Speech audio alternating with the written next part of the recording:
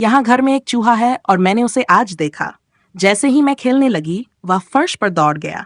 घर में एक चूहा है, ये कैसे हो सकता है? वह टीवी के पास मेज पर खड़ा था। घर में एक चूहा है और मैंने उसका नाम नेड रखा। जब से मैंने उसे नाम दिया वह मेरे बिस्तर में सोता है। अरे मम्मी, ग्रेचेन ने अपने कमरे से चिल्लाया। मैंने अभी अभी एक शानदार कविता लिखी है। सच में? उसकी माँ ने जवाब दिया। बहुत अच्छा, मुझे हमेशा पता था कि तुम अपने पिता के नक्शे कदम पर चलोगी। वह एक प्रसिद्ध लेखक थे दुर्घटना से पहले, और मुझे पता है कि तुम उन्हें उतना ही याद करती हो, शायद मुझसे भी ज्यादा। मुझे अपनी कविता दो, मैं ईमानदारी से अपनी राय दूंगी। ग्रेचेन की माँ ने कविता पढ़ी, मुस्कुराई और बहुत ही सच्चे भाव से बोली, ग्रेचेन, ये बहुत प्यारी कविता है। इसकी तुकबंदी अच्छी है। ये एक मजेदार कहानी बताती है और पाठक को आगे पढ़ने के लिए उत्सुक करती है। ये सच में बहुत अच्छी है। आप तो बस मुझे खुश करने के लिए कह रही हैं, ग्रेचेन ने कहा। नहीं, उसकी माँ ने जवाब दिया। ये सच में बहुत अच्छी है। बल्कि क्यों न तुम और लिखो? ठीक है, डिनर के बाद मैं और जोड़ूंगी। अगले दिन स्कूल के बाद ग्रेचेन ने अपने सारे काम निपटाए और फिर से लिखने बैठ गई।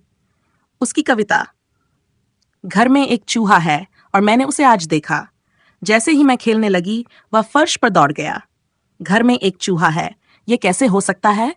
वह टीवी के पास मेज पर खड़ा था। घर में एक चूहा है और मैंने उसका नाम नेड रखा। जब से मैंने उसे नाम दिया वह मेरे बिस्तर में सोता है। अब मैं उसे दिन भर खिलाती हूँ और वह सूअर की तरह खाता है। उसे खासकर पनीर पसंद है और वह नाचता भी है। वह आटे में जाता है और चावल में भी।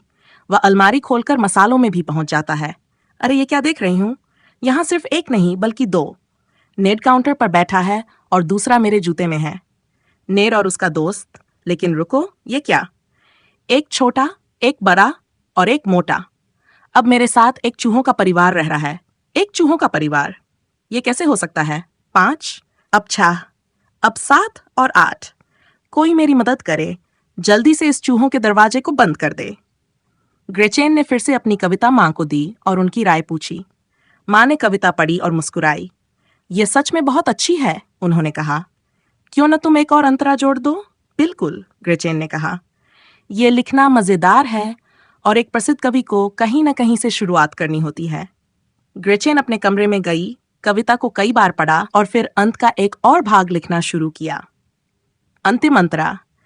नेड और उसका दोस्त, लेकिन देखो तो सही, एक छोटा, एक बड़ा और एक मोटा। अब मेरे साथ चूहों का एक पूरा परिवार रह रहा है। चूहों का परिवार, ये कैसे हो सकता है? 5, अब 6, अब 7 और 8। कृपया कोई मेरी मदद करे और चूहों का दरवाजा बंद करे। जितना मैं देखती हूँ उतने ही चूहे दिखते हैं। वे घर भर में हैं। ये कैसे हो सकता है? हमारे कुर्सियों में चूहे हैं और हमारे तौलिए में भी। हर जगह चूहे हैं। और क्या तुम जानते हो ये सब किसे फॉलो करते हैं? वह नेड। वह बस मुझे देखता है और मुस्कुराता है। उसने अपनी पूरी परिवार को हमारे साथ रहने के लिए ले आया। कई दिन बाद ग्रेचेन और उसकी माँ मिस्टर स्माइथ से मिली। वह उनकी लेखनी से बहुत खुश थे और उन्होंने बताया कि वह कोई वादा नहीं कर सकते, लेकिन वह कुछ लोगों से बात करेंगे। कई दिन बाद मिस्टर स्माइथ ने ग्रेचेन से मुलाकात की। उन्होंने ग्रेचेन को बताया कि बहुत कम नए कवि या लेखक अपनी पहली कृति प्रकाशित करवा पाते हैं। उन्होंने देखा कि इन्हें ये खबर किस तरह से ली। वह उन्हें देखती है और उनका धन्यवाद करती है। वह दुखी थी, लेकिन समझ गई थी। अगर उसे कवि बनना था तो बहुत लिखना होगा और आखिरकार वह प्रकाशित होगी। मिस्टर स्माइथ, ग्रेचेन ने कहा, मुझे उम्मीद है कि आप समझते हैं कि यह सिर्फ शुरुआत है और आप मुझसे भविष्य में कई और कविताएं सबमिट करने की उम्मीद रख सकते हैं। अगर आप मुझे माफ करें तो मैं अब अपने कमरे में और लिखने जा रही हूँ। अरे वैसे मेरी प्रेरणा नेड आपके जूते पर है। ऐसी कहानी के लिए अपनी नादिया को फॉलो करो। प्यारे बच्चों।